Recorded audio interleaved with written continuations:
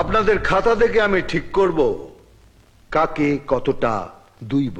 আপনার এই ল্যাঙ্গুয়েজটা আমাদের কাছে যে ক্লিয়ার হচ্ছে না স্যার। আমবাগানের ভাষায় বলছি তো, তাই বুঝতে পারছেন না। এবার কোম্পানি বাগানের ভাষায় বোঝাচ্ছি। মানসী, এখন থেকে প্রত্যেকটা দপ্তরকে তার খরচ কমাতে হবে। নিজের প্রয়োজন ছাড়া বাড়ির প্রয়োজনে কোনো সরকারি গাড়ি ইউজ করা চলবে না। একটার বেশি দুটো টেলিফোন দেয়া হবে না।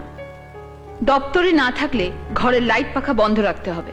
রাজ্যের উন্নয়নের জন্য প্রত্যেকটা মন্ত্রণালয়কে যে টাকা অ্যালট করা হয়েছে অর্থ দপ্তরকে তার হিসেব দিতে হবে।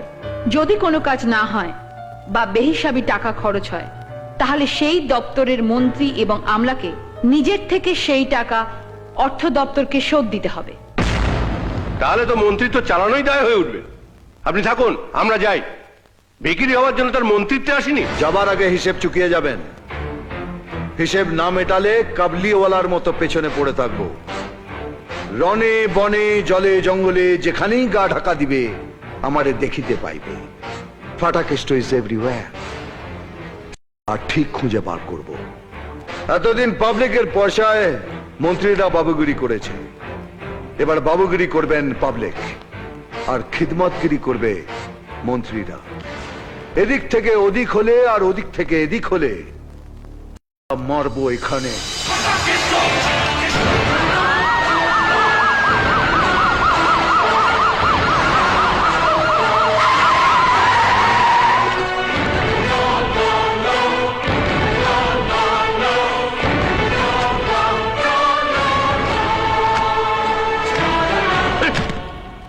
এভাবে সব দপ্তরের মন্ত্রীদের মাঠের মধ্যে ডেকে আনাটা রীতিমতো অসম্মানজনক।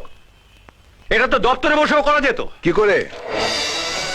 ওরা তার মহাকরণে ঢুকতে পারে না, তাহলে ওরা কি করে জানবে যে ঠান্ডা ঘরে বসে মন্ত্রীরা ওদের জন্য কত কিছু ভাবে, কত খাটাখাটনি করে? ওরা নিজের চোখে দেখলে বুঝবে যে এমনি এমনি মন্ত্রী হওয়া যায় না, তার জন্য গায়ে গতরে খাটতে হয়, মাথা খাটাতে হয়। আরেকটা কথা, আপনাদের সম্মান ওদের আঙুলের ডগায়।